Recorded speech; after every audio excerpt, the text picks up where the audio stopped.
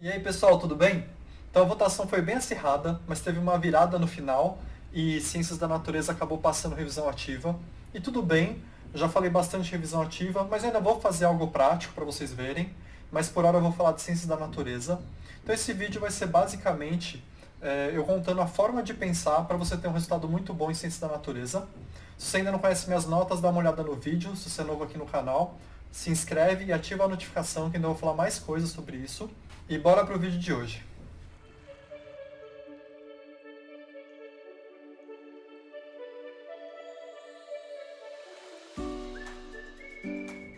Foi bem desafiador fazer esse vídeo. Eu peguei os 3 últimos Enems e refiz a parte de natureza inteira. E eu queria trazer em um vídeo só algo que fosse útil para quem está começando e para quem já está bem perto da vaga. Então eu separei esse vídeo em 5 partes, sendo a primeira delas o básico bem feito. E para quem está começando a estudar por Enem, que está lá perto dos 600, quer chegar nos 700, e as outras 4 partes já começa a ficar mais avançado para quem precisa de uma nota bem maior, para um curso mais concorrido. Então vamos lá. A primeira parte é bem simples e é o que eu já tenho falado em vários dos vídeos, quem é aqui do canal já conhece de cor e salteado isso, que é você saber o que você tem que estudar. É você criar aquele índice, quebrar a matéria inteira em tópicos e estudar um tópico por vez, até que você saiba pelo menos o básico de cada coisa. E é o que eu chamo de metacognição, já tem um monte de vídeo no canal sobre isso. Então a primeira parte é isso, eu não vou perder muito tempo com isso, porque já tem bastante no canal, tá? Então eu já vou para a segunda parte. Mas a primeira parte é basicamente assim, você tem um problema gigante, que é a ciência da natureza. Você precisa quebrar esse problema em vários pedacinhos e começar a entender cada pedacinho desses. Isso é o que eu chamo de metacognição, quando você finalmente descobre quais são esses pedacinhos e internaliza isso, e já cria esse índice na sua mente. Então você consegue avaliar, já sei isso, não sei aquilo, o que eu vou estudar agora, tá? Essa é a primeira parte. Bora para a segunda, e aqui começa a ficar avançado. A primeira parte, se você fizer com calma e bem feito, você vai chegar perto dos 700, tá? E agora eu vou falar um monte de coisa que é assim, quero quase gabaritar a prova. Qual que é o caminho? Como eu tenho que pensar para alcançar isso? Sabendo que a gente pega um problema grande e quebra ele em pedaços menores, o Enem e os vestibulares maiores, e essa é a tendência de hoje, eles exploram o nosso sistema de ensino que faz isso e a gente quando faz isso para aprender. E a gente tem que fazer isso para aprender. Mas eles acham nesse método de quebrar em problemas menores, eles acham um ponto cego, tá? E qual que é o ponto cego? Como a gente compartimentaliza o conhecimento em vários pedaços, a gente perde a visão do todo. A gente quebra um monte de pedaço e começa a achar que são coisas diferentes. Mas para a ciência da natureza, se você for investigando, quanto mais você investiga um assunto, quanto mais a fundo você vai, mais você volta aos princípios fundamentais. Então, se você começa a investigar qualquer coisa, você vai descendo ao nível de célula, ao nível de molécula, ao nível de átomos, ao nível de partículas elementares, ao nível de campo, de forças, ao nível de inércia, ao nível de conservação de energia, conservação de massa. Então, tudo, qualquer coisa, quando você vai analisando a fundo, em termos de ciência da natureza, quanto mais fundo você vai, mais nesses princípios básicos, nesses elementos primordiais você chega. Tá? O que eu quero dizer com isso? Eu quero dizer com isso é que quase tudo que a gente vê para o Enem, em termos de ciência da natureza, é a mesma coisa, só que olhada por um ângulo diferente, por uma perspectiva diferente. Quando a gente começa a dividir a matéria para aprender, e a gente tem que fazer isso, senão se torna um trabalho muito difícil de fazer, você tem que dividir em problemas. A gente perde essa visão, que as coisas são todas as mesmas. Tá?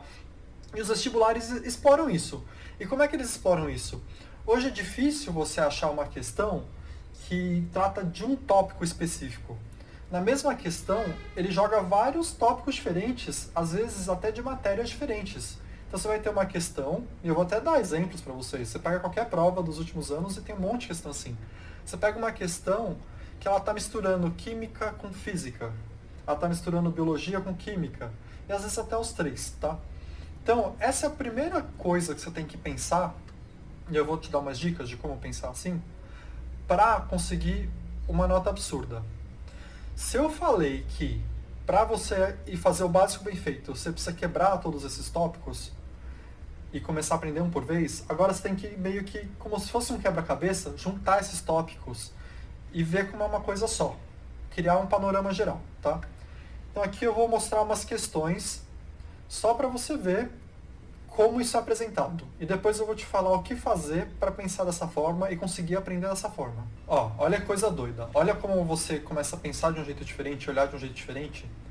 Você nota como a prova é feita para que você prove para eles que você realmente entende como as coisas funcionam.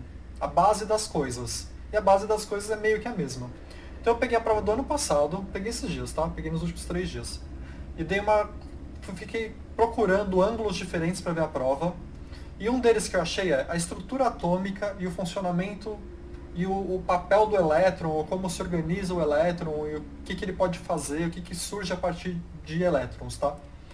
Então o tema é elétron.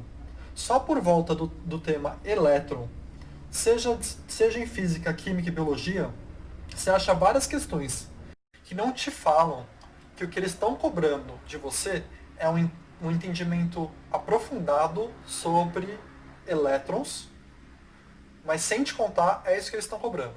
Olha só, prova do ano passado, caderno amarelo. Primeira questão, circuito elétrico, ou seja, movimento dos elétrons. Resistência, impedimento ao movimento dos elétrons. Segunda questão, cadeia respiratória, também conhecida como cadeia transportadora de elétrons.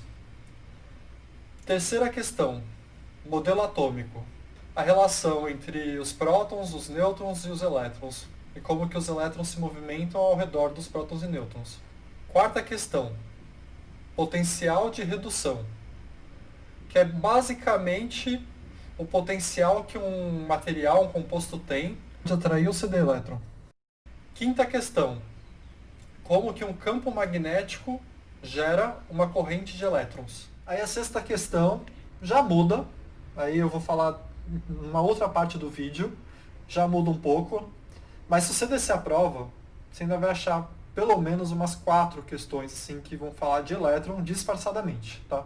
E na real, se você quiser aprofundar mesmo, é bem mais que 4 questões. Tem um monte de questão de reação química, tem um monte de questão de força intermolecular, que é consequência de como se organizam os elétrons. Uma reação química ocorre, um átomo se une a outro, um composto se une a outro, numa reorganização principalmente dos elétrons. Os prótons ficam no mesmo lugar, só que um fica mais sedento por elétron e o outro fica mais sedento por doar elétron, e os compostos se unem ou se separam. Tá? Mas é uma decorrência ainda dessa estrutura básica. Então tudo bem. Acho que eu convenci vocês da importância de entender como as coisas funcionam e como tudo está conectado. Tudo é a mesma coisa com uma roupagem diferente. E aí você me pergunta, beleza, entendi, mas e aí, como é que eu estudo isso? Tá?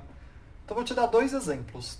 O jeito de entender isso e aprender de verdade isso, assim, de verdade mesmo, é você fazer meio que uma engenharia reversa da realidade. Então vamos para o primeiro exemplo. Grande parte dos desafios de uma prova de ciências da natureza e de várias outras provas até o final da sua vida, dependendo da faculdade que você vai fazer, é compreender que a energia que surgiu no Big Bang, a energia que estava acumulada no Big Bang, é exatamente a mesma energia que eu estou usando agora para mexer meus músculos e mexer minha mão e falar com vocês. Então tem um caminho. Essa energia ela é a mesma energia que vai sofrendo transformações. E tem um caminho do Big Bang até o meu músculo.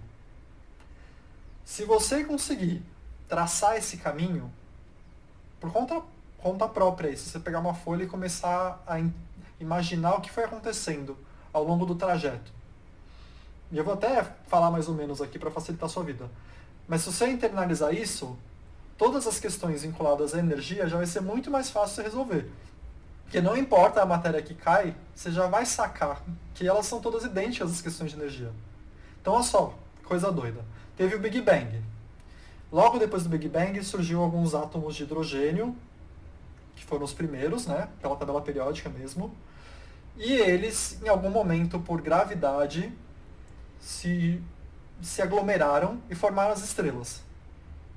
Então aquela energia inicial foi transferida para as estrelas, o nosso Sol. No nosso Sol está acontecendo reações nucleares. Então ele está transferindo energia nuclear para energia eletromagnética na forma de luz. É uma transformação da energia. Era uma energia num núcleo que se fundiu. Dois núcleos de hidrogênio se fundiram, formaram um átomo de hélio que liberou energia na forma de calor, na forma de luz que chega aqui na Terra. Então essa energia está na forma de uma onda eletromagnética.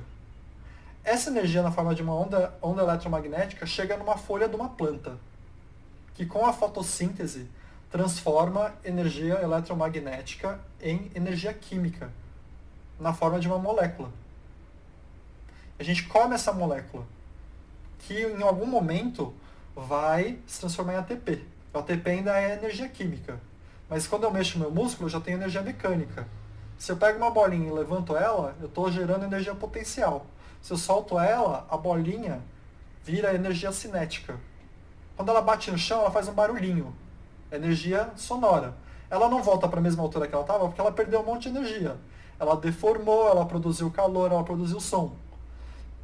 Então, você percebe como tem um caminho? Eu dei por cima o caminho. Você pode explorar isso e analisar um pouco melhor. Mas quando você faz esse tipo de exercício, de tentar entender como as coisas funcionam, seu conhecimento em termos de ciência da natureza aumenta muito. Aumenta muito. Então eu falo assim, com o básico bem feito, dá para você passar em quase todos os cursos do Enem. Dá para você chegar num 700 com o básico bem feito. Porque várias das questões exploram só um tópico. Mas para você acertar as questões difíceis, você tem que ter essa compreensão da realidade. E como que eu aprendi isso? Eu aprendi isso estudando para as provas. Lendo livros sobre o assunto, vendo documentários sobre o assunto. Mas foi estudando para passar no vestibular que eu fui aprendendo essas coisas. Que eu não sabia. Porque quando eu estava na escola, eu aprendi separadamente, como a gente tem que meio que ensinar separadamente. Só que a gente também tem que ensinar a juntar as coisas. E a gente não ensina. E aí as provas exploram isso. Ó, um segundo exemplo. E aí eu quero que você faça isso. Eu não vou fazer por você. Eu vou te dar as linhas gerais e você tenta descobrir aí. O que acontece? Você está numa ilha deserta e você quer produzir uma pilha para acender uma luz e essa luz em algum momento vai se tornar uma imagem visual interpretada pelo seu cérebro. Então tem um trajeto aí de como as coisas funcionam. Então é assim, como que eu geraria essa pilha? Sei lá, eu achei dois metais diferentes e consigo fazer uma pilha. E aí eu tenho um movimento de elétrons que vai acender uma lâmpada incandescente. O que é acender uma lâmpada incandescente? O que está acontecendo dentro da lâmpada para ela emitir luz? E essa luz vai viajar pelo espaço e chegar no seu olho. E o que vai acontecer no seu olho? E aí do seu olho vai para o seu cérebro, que é onde realmente você está vendo algo. A imagem é criada no seu cérebro. Então tem um caminho. E tudo é assim. Isso é só mais um exemplo, mas tudo é assim. Você vai pegando, as coisas vão percorrendo um caminho, sabe? E aí a lâmpada, você tem que saber um pouco de camada eletrônica para entender como funciona uma lâmpada. Você tem que entender que a lâmpada, se você for jogar numa equação, é uma resistência. Então chega da segunda parte, vamos para a terceira parte. Só para lembrar. Primeira parte, básico bem feito, metacognição. Dá para você tirar uma nota boa. Mas não vai dar para você passar numa medicina da USP só com isso. Você tem que ir além. E aí eu te falo a segunda parte. A segunda parte já dá para você resolver quase tudo. E a segunda parte é compreender que quase tudo é uma mesma coisa. Você voltando para as forças elementares, para as partículas elementares. E compreender que para entender isso, você precisa aprofundar sua investigação em relação às coisas e como elas funcionam.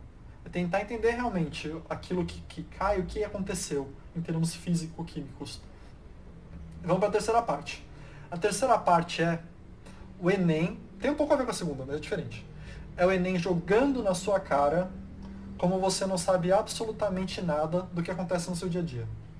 E aí ele vai desde uma coisa simples até uma coisa complexa. E aí o que eu quero dizer com isso? A terceira parte eu vou chamar de cotidiano. Tá? A segunda parte eu chamaria de tudo é um. Tudo é um, a terceira parte é cotidiano. Então como funciona o seu Wi-Fi? Como funciona um alto-falante? Como funciona um chuveiro? Essa é mais fácil, cai quase todo ano. Como funciona uma geladeira? Como funciona uma tela de celular? tanto do ponto de vista de emitir luz, quanto do ponto de vista de você tocar nela e ela funcionar. Como funciona um ar-condicionado. Tudo isso a gente usa e a gente até aprende na escola, só que a gente não está interessado em entender a engenharia de um dispositivo, que a gente está aprendendo uma aula de equação, então a gente não absorve aquilo. Mas é isso que o Enem vai te jogar na sua cara. Ele vai falar para você assim, olha que absurdo, você usa isso todo dia e você não tem a menor ideia de como funciona. E por você saber pouco, às vezes no textinho ele fala mais ou menos como funciona, às vezes ele não fala quase nada, e às vezes ele explica detalhadamente. Quando ele explica detalhadamente, se você tiver tempo de prova para pensar a respeito, você vai conseguir responder. Se ele não explica nada, você deveria saber antes da prova como funciona aquilo. Quando ele explica mais ou menos, é aquele lance que eu sempre falo da velocidade em prova. Você já saber vai te deixar mais rápido. Então essa é a terceira parte, tá? E como você aprende isso? Começa a se questionar como funciona isso. Eu não falei na segunda parte lá de entender quando a luz chega no seu olho, o que está acontecendo no seu olho? Eu já te falo aqui que o que acontece dentro do seu olho para aquela informação visual, para aquela onda eletromagnética chamada luz virar uma onda elétrica no seu neurônio, é uma onda eletroiônica, né?